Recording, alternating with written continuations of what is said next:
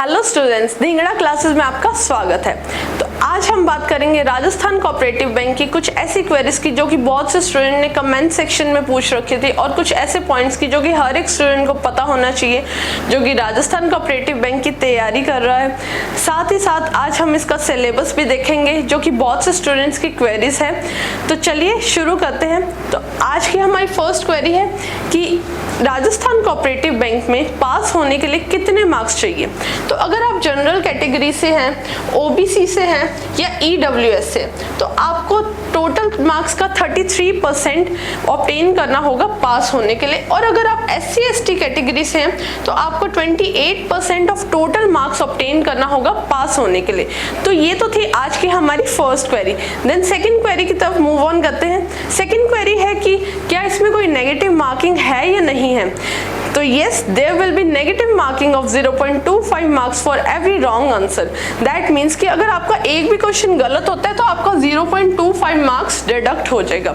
तो ये जो दो क्वेरीज थी ये बहुत ज्यादा स्टूडेंट्स ने पूछ रखी थी कि पास होने के लिए कितने मार्क्स चाहिए, या इसमें कोई नेगेटिव मार्किंग है या नहीं है। देन हम मूव ऑन करते हैं हमारे सिलेबस की तरफ कि राजस्थान कोऑपरेटिव बैंक का सिलेबस क्या है बैंकिंग असिस्टेंट के लिए, मैनेजर के लिए, सीनियर मैनेजर के लिए, कंप्यूटर प्रोग्रामर के लिए और स्टेनो के लिए। तो आज हम इसका सिलेबस देखेंगे।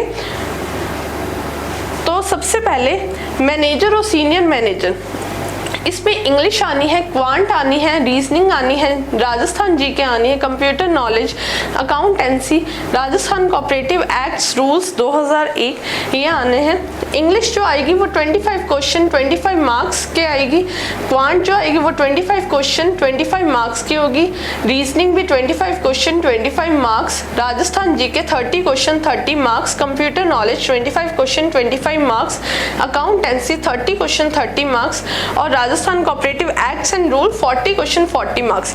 तो ये 200 मार्क्स का पेपर होगा और 200 मार्क्स ही इसमें हर क्वेश्चन जो होगा वो 1 मार्क का ही होगा। और इसमें जो टाइम मिला जाएगा वो कितना दिया जाएगा, 120 मिनट्स दिया जाएगा। दैट मीन्स कि आपको कोई भी सेक्शनल टाइम नहीं दिया जाएगा, इसमें आपको कंपोजिट टाइम मिला जाएगा 120 मिनट्स का, और आपको अपने अकॉर्डिंग सेट करना है कि आपने किस सेक्शन में कितना टाइम देना है।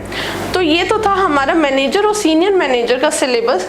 देन नेक्स्ट हमारा कंप्यूटर प्रोग्रामर। कंप्यूटर प्रोग्रामर में इंग्लिश आनी है, numerical ability, reasoning, general knowledge of Rajasthan, professional knowledge, और ये 30 क्वेश्चंस की होगी इंग्लिश, 30 मार्क्स। ऐसे ही इनके क्वेश्चंस और इनके मार्क्स दिए हुए हैं। ये भी 200 क्वेश्चंस होंगे 200 मार्क्स के, और 120 मिनट्स इसमें दिए जाएंगे। और स्टेनो का syllabus English, numerical ability, reasoning, Rajasthan GK, और ये इनके क्वेश्चंस और मार्क्स, और इसमें भी आपको 120 मिनट्स दिए जाएंगे। Then banking assistant. Banking assistant में आपकी इंग्लिश आनी है, क्वांट्स आनी है, reasoning, Rajasthan GK, computer knowledge, accountancy, Rajasthan cooperative acts and rules 2001, और इसमें 120 मिनट्स दिए जाएंगे। अब जो राजस्थान कोऑपरेटिव बैंक में जो बैंकिंग असिस्टेंट का और मैनेजर और सीनियर मैनेजर का सिलेबस वो बिल्कुल सेम है, बस फर्क सिर्फ इतना है कि किसी पार्ट में क्वेश्चन ज्यादा हैं और किसी पार्ट में कम है। जैसे कि Rajasthan cooperative acts and rules में 40 क्वेश्चंस है, 40 मार्क्स ईच, ये मैनेजर और सीनियर मैनेजर के लिए। लेकिन जो बैंकिंग असिस्टेंट में है वो 10 क्वेश्चन है ऑफ 10 मार्क्स ईच। तो इसमें सिर्फ इतना का फर्क है। तो for every post there will be 200 questions of 200 marks each. Then हम मूव ऑन करते हैं हमारे सिलेबस की तरफ। सिलेबस हमारा फर्स्ट देख लेते हैं इंग्लिश। इंग्लिश में जो हमारी कैसी आनी है, सेकेंडरी एंड माध्यमिक लेवल की आनी है। दैट मीन्स कि जो आपने 8 to 10th में जितनी भी इंग्लिश पढ़ी हुई है वही लेवल इसमें आएगा। कि जैसे कि टेंसेस हो गए आपके, एक्टिव पैसिव वॉइस हो गए, direct speeches, indirect speeches, adjective, adverb, ये सब आपका इसमें आएगा। Then next quantitative aptitude, all India nationalised bank officer clerical level examination. That means जो भी आपके बैंक के सिलेबस में क्वांट्स आती है वही सेम राजस्थान कोऑपरेटिव बैंक के सिलेबस में भी आएगी। जैसे कि arithmetic, data interpretation, simplification, approximation, वही सेम इसमें आएगी। देन उसके बाद नेक्स्ट सब्जेक्ट है रीजनिंग। रीजनिंग भी all India nationalised bank officer clerical level examination.